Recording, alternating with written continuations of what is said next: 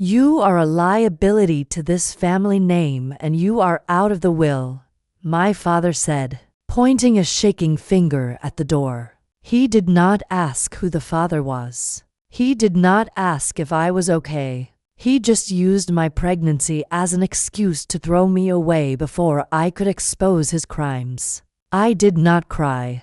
I reached under my chair, pulled out a small gift box containing 3 years of unpaid loan notices he had forged in my name, and set it right on his placemat. Then, I turned around and walked out into Thesno without saying a single word.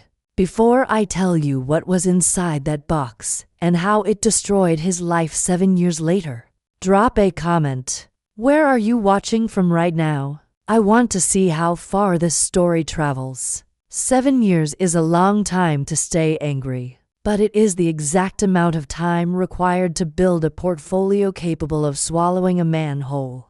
I stood in my office looking out at the skyline of the financial district. The glass was cold against my forehead. I was not the shivering pregnant girl in a thrift store coat anymore. I was 29 years old, the founder of VM Holdings, and I specialized in a very specific sector of the market, distressed debt. I bought bad loans from banks that were tired of chasing deadbeats, and I turned those deadbeats into profit. I walked back to my desk and tapped the space bar. The screen woke up, displaying a spreadsheet that I had been building for 6 months. It was not a hit list. It was a balance sheet. At the top was GBU, my father's construction company. The numbers were bleeding red. Gavin had always been good at shaking hands and terrible at managing cash flow. He had over-leveraged himself on 3 commercial projects that went nowhere, and now the interest was eating him alive. He thought he was fighting a bad economy. He thought he was just having a run of bad luck with the regional banks. He had no idea that the invisible hand squeezing his windpipe was mine. I did not use magic and I did not hack a mainframe. I simply did what any aggressive creditor would do. I called the vice presidents of the 3 community banks holding his overdue notes. They were frustrated, exhausted by his excuses, and terrified of the default hitting their quarterly reports. I offered to take the toxicity off their books for 60 cents on the dollar. They thanked me. They signed the papers, and just like that, I became the primary owner of Gavin's debt. I scrolled down to the total, for $150,000. It was not a fortune to a Wall Street hedge fund, but to a man like Gavin, who leveraged his reputation to lease his luxury car. It was enough to bury him. He was drowning and I was the only one holding a life preserver. My intercom buzzed. It was my lawyer, a man I paid very well to be the face of my operation, so my father would not see mine until it was too late. He told me Gavin had responded to the pressure. He was asking for a meeting to know if VM Holdings was interested in a restructuring deal. I smiled. It was not a happy smile. It was the expression of a hunter who just heard the trap snap. Gavin was arrogant. He would assume VM Holdings was some faceless corporate entity he could charm or swindle, just like he had swindled everyone else his entire life. He would think he could walk into a room, flash his teeth, sign a paper, and kick the can down the road for another year. I told my lawyer to set it up. I told him to offer a lifeline, but to emphasize that the window closed in 48 hours. I needed him to panic. I grabbed my coat. The acquisition phase was over. The liquidation was about to begin. I drove to the meeting location in silence. The radio was off. I needed to hear my own thoughts because for 7 years I had let his voice drown them out. People ask why I never fought back sooner. They assume I ran away because I was a scared pregnant girl who could not handle the pressure of single motherhood. That is the story Gavin tells at his country club. He plays the heartbroken father whose wild daughter disappeared into the night. But that was not why I left. I did not leave because of the baby. Ilift because of the signature. I was 18 years old when he made me the corporate secretary of GBUD. He told me it was a formality, a way to build my resume. I was naive. I trusted him. He put a stack of papers in front of me and told me to sign. I signed. I did not know I was signing personal guarantees for high-risk commercial loans that he had already defaulted on in his mind. He used my clean credit history as a fresh vein to tap when his own ran dry. When the notices started coming, I tried to toast him about them. He laughed.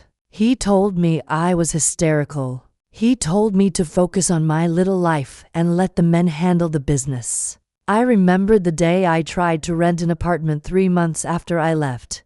I was 6 months pregnant, wearing a coat that did not button anymore, standing in a leasing office that smelled like stale coffee and floor wax. I had the deposit money. I had a letter from my employer, but the leasing agent looked at her computer screen, then looked at me with a mixture of pity and disgust. She told me she could not rent to me. She told me my credit report was a disaster. I ended up sleeping in my car for 2 weeks before I found a landlord who took cash under the table. I spent those nights shivering, promising my unborn daughter that her mother was not a failure. I was not a deadbeat. I was a victim of identity theft, and the thief was the man who was supposed to protect me. That is why I was there. That is why simply bankrupting him was not enough. There is a concept I think about often called the thief of dignity. You can steal someone's money, and they can earn it back. You can steal their property, and they can buy new things. But when you steal their name, when you use their identity to cover your own incompetence, you are stealing their dignity. You are forcing them to walk through the world with a mark on their forehead that says untrustworthy, while you walk around spotless. Gavin spent 7 years telling the world I was the mistake. He let the family believe I was the one who was bad with money. He let me carry Thesham of his greed. If I just take his company, he will spin it. He will tell everyone he was a victim of a hostile takeover, a martyr crushed by the economy. He will keep his dignity. I cannot allow that. I need his signature again. But this time, I do not want him to sign a guarantee. I want him to sign a confession. I want him to put his name on a document that admits legally and irrevocably that he is a fraud. My phone buzzed on the passenger seat.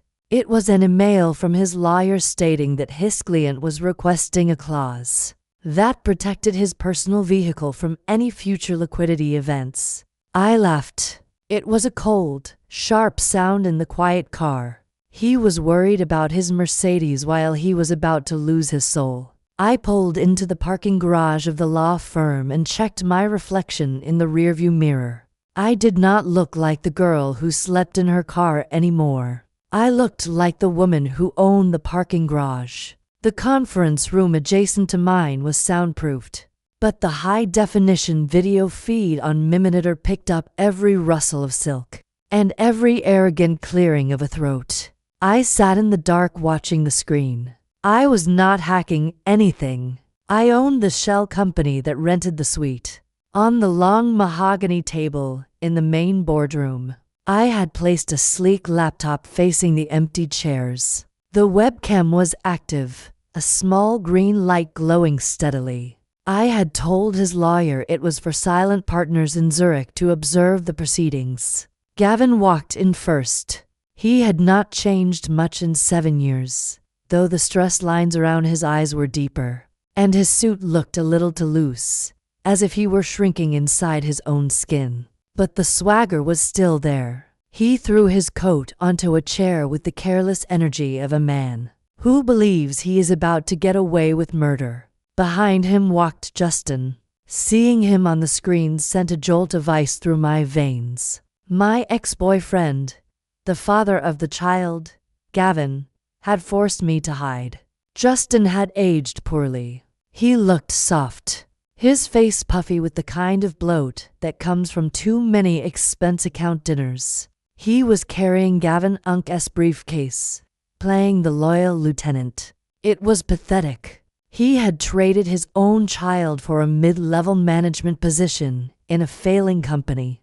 Gavin mocked the office space, calling it a waste of money designed to make venture capitalists feel important. He sat down at the head of the table, ignoring the open laptop.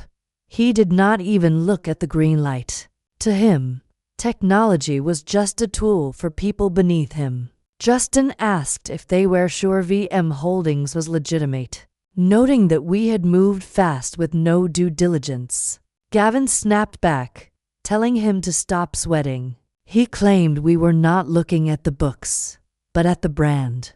He believed the G-Build name still meant something. He explained his plan: take the liquidity injection, pay off the immediate fires, and in 6 months refinance again. I leaned closer to my screen. There it was, the confession. He was not planning to fix the business. He was planning to cycle the debt. He was agently looking for his next fix. Gavin turned to his lawyer and demanded that $50,000 be moved to a Cayman account once the wire hit. He refused to lose the deposit on his lake house just because suppliers were whining about invoices. When his lawyer warned him to wait for the counterparty, Gavin scoffed. He laughed, a dry hacking sound, and said this reminded him of his daughter. He mocked how I used to worry about permits and budgets. When Justin said my name, Gavin's voice dropped an octave. He told him not to say my name. He called me weak. He said I could not handle the pressure of the life he built. He speculated that I was probably waiting tables in some dive bar in Ohio, blaming him for my failures. He called me a bad asset. I stared at his pixelated face. A bad asset, a write-off. He did not see a daughter. He saw a line item that did not return a profit. My hand hovered over the microphone button. I wanted to scream. I wanted to tell him that the waitress he was mocking currently owned the building he was sitting in. But I stopped myself. Screaming is for victims. Executioners, stay quiet until the blade drops. I checked the time. My lawyer was standing in the hallway, waiting for my signal. Gavin was comfortable now. He felt safe. He felt superior. He was exactly where I needed him to be. I texted my lawyer to send him in. My lawyer, Marcus, entered the room with the silence of a man who knows exactly how the game ends. He did not apologize for the wait. He did not offer a handshake. He simply placed a heavy leather binder in the center off the mahogany table. Gavin did not even look at him. He pulled the binder closer, flipping past the first 20 pages of legal definitions with the impatience of an addict, reaching for a needle. He was looking for one thing: the disbursement schedule. He wanted to see the number. He found the figure on page 4, $450,000. He smiled, noting that it cleaned the slate with the regional banks. Marcus remained standing and told him the line of credit was contingent on the signature. Gavin pulled a gold fountain pen from his jacket pocket. It was a Mont Blanc, probably bought on credit 3 years ago. He unscrewed the cap and hovered over the signature line. Then, for a split second, the instincts of a lifelong con artist kicked in. He hesitated. He flipped back a page, his eyes scanning the dense paragraphs of Clause 14. My heart hammered against my ribs. Clause 14 was the kill switch. Gavin asked about the clause regarding default triggering immediate acceleration. He was reading. He was not supposed to read. Marcus checked his watch. He did not look nervous. He looked bored. He told Mr. Hall that the wire transfer window for the liquidity injection closed at 4 in the afternoon sharp. That was for minutes from now. He tapped the face of his watch and explained that if they missed the window, the funds would sit in escrow over the weekend, and they would have to re-underwrite the terms on Monday. Interest rates went up that morning. The deal might change. It was a beautiful lie. There was no wire window. I controlled the money. I could send it at midnight if I wanted to. But Gavin did not know that. Gavin knew he had payroll checks bouncing tomorrow. He knew his Mercedes was scheduled for repossession on Monday morning. The greed fought the caution in his eyes. I watched it happen in high definition. The fear of waiting 3 days of facing a weekend without cash overpowered his survival instinct. He snapped that Monday was too late and agreed to sign immediately. He turned the page back. He pressed the nib of the pen to the paper. The ink flowed. Hasn't his name with a flourish, large and looping. The signature of a man who thought he was important. He commanded Justin to witness. Justin signed below him, eager to please, eager to get his cut. They had no idea what they had just done. In commercial law, the nuclear option is a confession of judgment banned in many states for consumer loans because it's brutally predatory. But in New York commercial lending, it's fair game. By signing it, Gavin didn't just take a loan. He waived trial, counsel, notice, everything. He basically handed me a trigger and pre-authorized me to pull it. Gavin smugly closed the binder, told Marcus to praise the smart choice, and demanded wire confirmation. He thought he'd bought 6 more months to bleed the company, but the ink was dry. The trap was shut and I stopped hiding. I walked in wearing a tailored charcoal suit, not the thrift store coat I disappeared in 7 years ago. The room went dead. Gavin looked up irritated, then recognized me. The color drained from his face. I told him to sit. Justin protested it was a private meeting and I calmly told them they were meeting VM Holdings Valerie Murray. I asked if they seriously hadn't checked the LLC filing, so desperate for cash they never looked at who was signing the check. Gavin tried to recover. Buying his debt made me his partner. He claimed the contract gave him 6 months before payment. He tapped the binder like a trophy. I told him the ink was dry on a fraudulent document. I slid a manila envelope to him. Inside were dated high-resolution photos from a Newark repossession yard taken yesterday, showing the Caterpillar excavators and cranes he'd listed as collateral were already repossessed. I quoted the clause. The borrower warrants the collateral is in their possession and lien-free. He'd pledged assets he didn't own. Default wasn't in 6 months. It was immediate seconds after signing. I turned to Marcus. Execute. He explained that the confession of judgment allowed instant judgment on default, and he'd already filed the affidavit with the county clerk. I looked Gavin in the eye. I didn't sue him. He waived that right. The judgment was entered. VM Holdings now had liens on his bank accounts, investments, and house. Justin yelled it was illegal. I said it was commercial law, and it was done. Garnishments were already being served. Accounts frozen, cards dead, and the repo truck was headed for the Mercedes. Gavin collapsed, suddenly small, and tried to play the father card. I told him he was my father when he forged my signature, ruined my credit, and left me sleeping in a car. He wasn't a father. He was a bad investment, and I just liquidated him. Then Justin stood smiling. He revealed the backup plan. A process server handed me an expired custody order, effective immediately, granting Justin temporary sole custody of our daughter, Lily. The order relied on an affidavit Gavin signed that morning, calling me mentally unstable and dangerous enough for the judge toked without a hearing. Gavin watched me with pure malice. If he couldn't get my money, he'd destroy my life. Justin offered a deal. Unfreeze Gavin Unk's accounts, hand back the company, and maybe he'd drop custody otherwise. Lily was leaving that day. They thought they'd checkmated me. They hadn't.